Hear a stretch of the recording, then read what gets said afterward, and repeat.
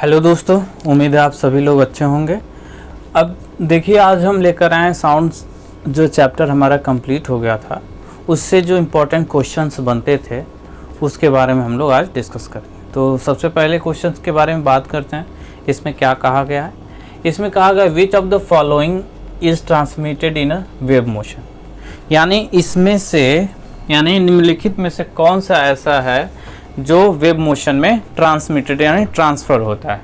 First option energy, second mass, C particles and D amplitude.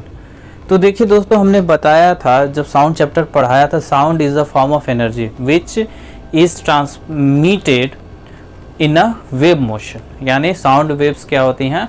Wave motion करती हैं। और वो किस टाइप का एनर्जी होती है? वो एनर्जी होती है, यानी साउंड एक तरह की एनर्जी होती है। इसलिए यहाँ पे ऑप्शन नंबर ए क्या होगा दोस्तों? सही होगा। ठीक है, यानी एनर्जी क्या होगी? वो ट्रांसमिट होगी वेव मोशन में।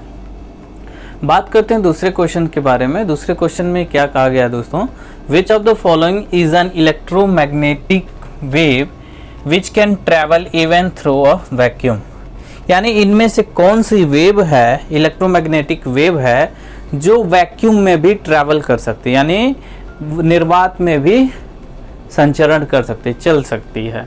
तो हमने बताया था कि साउंड को कोई ना कोई मीडियम चाहिए होता है उसे ट्रैवल करने के लिए। तो यहाँ पे ऑप्शन दिया गया sound wave, ultrasonic waves, x-ray, और फिर आपका दिया साउंड ऑफ फ्लूट, यानी बांसुरी की आवाज़, साउंड वेव्स जो होती हैं, ध्वनि तरंगे होते हैं, अल्ट्रासोनिक वेव्स हैं वो, और एक्सरेस। तो यानी एक्सरे एक तरह का क्या होता है? इलेक्ट्रोमैग्नेटिक वेव होता है जिसे ट्रैवल करने के लिए किसी भी मीडियम की आवश्यकता नहीं होती, यानी वो वैक्यूम में भी ट्रैवल कर सकता है।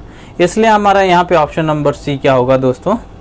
सही होगा। ठीक है, उम्मीद है ये चीज़ें हमने बता दिया था जब हमने पढ़ाया था इसके बारे में, तो हमने बता दिया था। तो आप लोग याद किए होंगे, नहीं याद किया तो एक बार वीडियो फिर से प्ले कर लें जिससे आपको वो चीज़ें रिकॉल हो जाएंगी।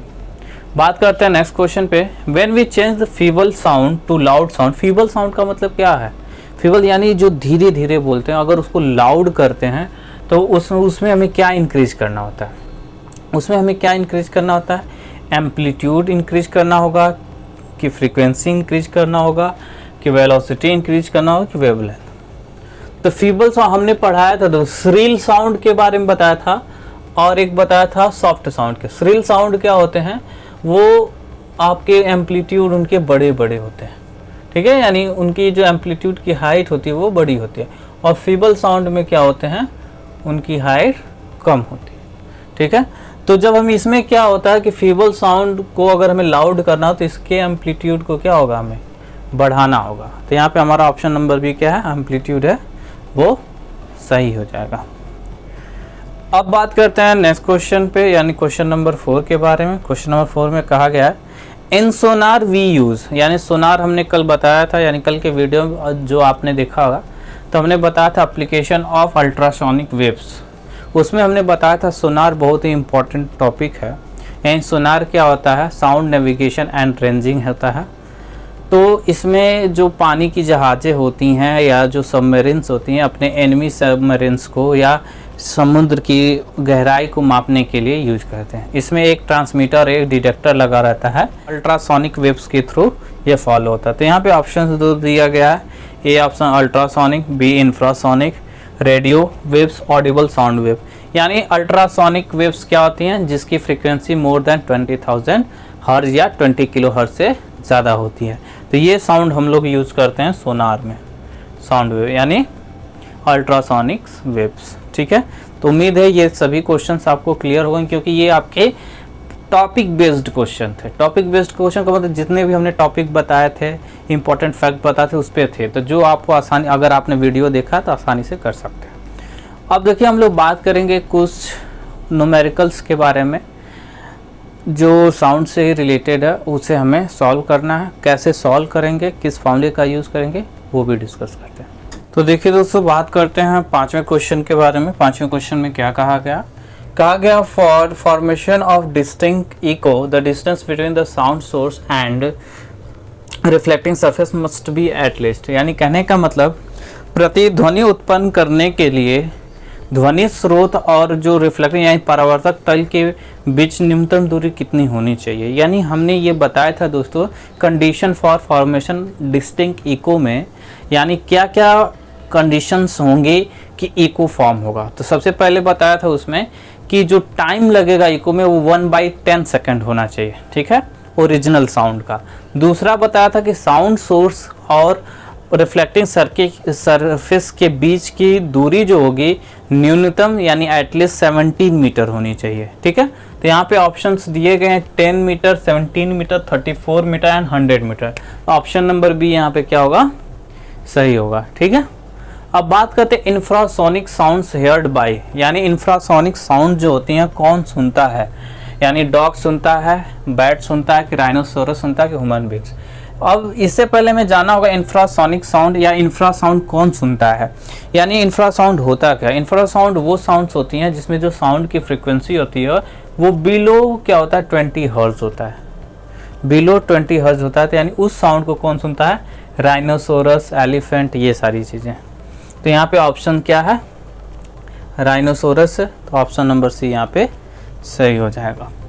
अब यहाँ पे बताया गया नेक्स्ट क्वेश्चन में Audible frequency range for human beings is, यानी मानव की जो सुनने की क्षमता यानी सुनने की सीमा है साउंड को, वो क्या है।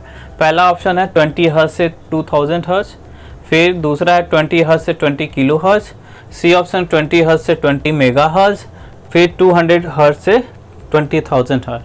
तो यहाँ पे हमने बताया था दोस्तों कि रेंज ऑफ हियरिंग में बताया था कि ह्यूमन बींग्स की जो साउंड की जो रेंज हियरिंग है वो क्या है 20 हर्ट्ज से 20 किलो हर्ट्ज या 20 हर्ट्ज से 20,000 हर्ट्ज, ठीक है। तो यहाँ पे ऑप्शन नंबर बी क्या है 20 हर्ट्ज टू 20 किलो हर्ट्ज, वो सही है, ठीक। अब हम लोग बात करते हैं reflection of sound waves causes, यानी ध्वनि के परावर्तन से क्या क्या होता है। इको प्रतिध्वनि होता है, रिवर्बरेशन हमने बताया था, रिवर्बरेशन का मतलब क्या होता है, आवाज़ में गूंज जो होती है। रोलिंग ऑफ थंडर यानी जो बिजली की गड़गड़ाहट होती है वो, या ये सभी, यानी ये तीनों क्या होते हैं रिफ्लेक्टिंग ऑफ साउंड की वजह से होते हैं। इको हो गया, रिवर्बरेशन हो गया, रोलिंग ऑफ थंडर। इसलिए हमारा ऑप्शन नंबर डी क्या होगा, ऑल ऑफ दीज सही होगा दोस्तों। तो उम्मीद है ये सारी चीज़ें आपको बहुत आसान लग रही होंगी, ऐसे ही क्वेश्चंस आपके पूछे जाते हैं। अब हम लोग कुछ और क्वेश्चंस के बारे में डिस्कस करेंगे जो न्यूमेरिकल्स होंगे। न्यूमेरिकल्स का मतलब आंकिक प्रश्न के बारे में डिस्कस करेंगे, यानी जो इसमें इक्वेशंस बताए थे हमने उस पे क्वेश्चंस कैसे लगेंगे वो देखते हैं। देखिए दोस्तों, अब हम लोग बात करते हैं न्यूमेरिकल्स ऑब्जेक्टिव हैं। न्यूमेरिकल ऑब्जेक्टिव यानी आंकिक प्रश्न के बारे में बात कर रहे हैं, जो आपके ऑब्जेक्टिव क्वेश्चंस में ही हमने कराए हैं। जैसे ये क्या है, यहाँ पे लिखा गया a sonar device fitted in a submarine receive an echo in 4 second after the signal is transmitted towards the another submarine 3060 metre away. The speed of sound in water is, यानी कहने का मतलब एक सोनार क्या होता है, एक डिवाइस होता है जो एक सबमरीन पनडुब्बी में लगा है और वो इको क्या 4 सेकेंड में सुनता है। किसके, जो सिग्नल ट्रांसमिटेड यानी अनदर सबमरीन के सिग्नल्स जो मिलते हैं, जो पहले सबमरीन से कितनी दूरी पे है 3060 मीटर की दूरी पे है। तो हमें स्पीड ऑफ साउंड बताना है। तो देखिए यहाँ पे टाइम क्या क्या दिया गया दोस्तों, हम यहाँ नीचे सॉल्व कर रहे हैं, ठीक है। टाइम दिया गया 4 सेकेंड और डिस्टेंस डी कितना दिया गया 3060 मीटर। हमें आपको क्या बताना है, वी बताना है, यानी स्पीड ऑफ साउंड बताना है। हमने बताया था सोनार में क्या होता है कि एक बार साउंड मतलब हमें डिटेक्ट करता है रिसीवर, डिटेक्टर, और फिर रिसीवर यानी जो आपका ट्रांसमीटर वो लगता है। तो उसके लिए फॉर्मूला होता है V इक्वल टू 2D/T होता है। तो V इक्वल टू क्या हो जाएगा 2 × 3060/4, काट दीजिए 4 7 28, और फिर ये क्या हो जाएगा 4 7 28 हो गया, और फिर यहाँ पे 2 बजा, 4 छक्का 24, 4 पंचा 20 हो गया। अब इसका मल्टीप्लाई कर लें दोस्तों, मल्टीप्लाई कर लें तो क्या आ जाएगा, ध्यान दीजिएगा 2D/V है। एक बार फिर से देख लेते हैं कि आपका 4 सेकेंड ही है, 4 7 28, आपका 2 बचा और ये 26, 4 छक्का 24, और फिर 2 बचा, 4 पंचा 20, और 2 का मल्टीप्लाई करते हैं तो क्या आ जाएगा 2 पंचा 10, 2 छक्का 12, 1 13, 2 सते 14, 1 15, 1530 मीटर पर सेकेंड आ रहा है। ठीक है, 1530 मीटर पर सेकेंड आ रहा है। तो देखिए क्या होता है। तो देखिए हमारा आंसर आ रहा था 1530 मीटर पर सेकेंड। हमने ऑप्शंस गलत लिख दिए थे, तो हमने ऑप्शंस को सुधारा। तो ऑप्शंस हमारे क्या क्या दिया गया। ए ऑप्शन 1530 मीटर पर सेकेंड, दूसरा ऑप्शन है 1350 मीटर पर सेकेंड, एंड तीसरा ऑप्शन है 5310 यानी 5310 मीटर पर सेकेंड, एंड लास्ट ऑप्शन है 2986 मीटर पर सेकेंड। तो इसमें हमारा 1530 आ रहा है। 1530 कौन सा है, ये है। ए ऑप्शन हमारा क्या हो जाएगा, सही हो जाएगा। अब हम लोग बात करते हैं दोस्तों दूसरे क्वेश्चन के बारे में, यानी क्वेश्चन नंबर 10 में। क्वेश्चन नंबर 10 में कहा गया है कि frequency of sound is 288 hertz, distance between the two consecutive rarefaction is 1.2 meter, the speed of sound in air medium is. यानी किसी साउंड की आवृत्ति यानी म्यू दिया गया है। म्यू कितना दिया गया, फ्रीक्वेंसी जो दिया गया वो क्या दिया गया है, 288 मीटर पर सेकेंड, सॉरी 288 हर्ट्ज दिया गया है। अब कहा गया कि distance between two consecutive rarefaction हो चाहे कंप्रेशन हो, तो वो क्या होता है, वेवलेंथ होता है। वेवलेंथ होता है आपका क्या दिया, 1.2 मीटर दिया गया।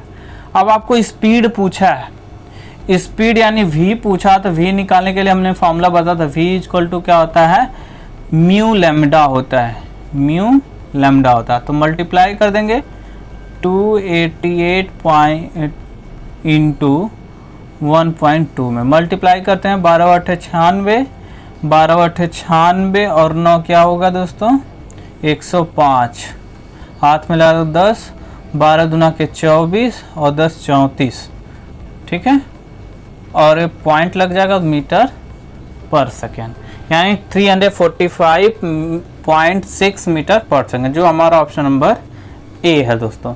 तो इसी तरह सारे क्वेश्चंस होंगे आपके। न्यूमेरिकल्स के फॉर्मूले इसमें बहुत कम है, उसी बेस पे हमने क्वेश्चंस बता दिए। यानी 2 एग्जांपल्स थे आपके, जो एक स्पीड ऑफ साउंड निकालने थे उससे, और वेवलेंथ वगैरह दिया रहे तो उससे हम लोग कैसे निकालते हैं। हमने ये सारी चीज़ें डिस्कस कर दिया।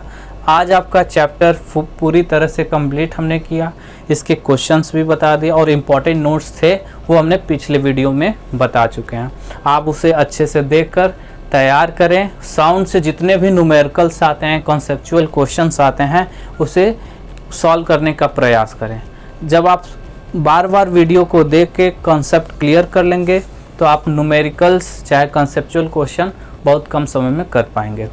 तब दोस्तों अब हम लोग अगले वीडियो में मिलेंगे कुछ नए चैप्टर्स के साथ। तब तक के लिए good bye, take care of yourself.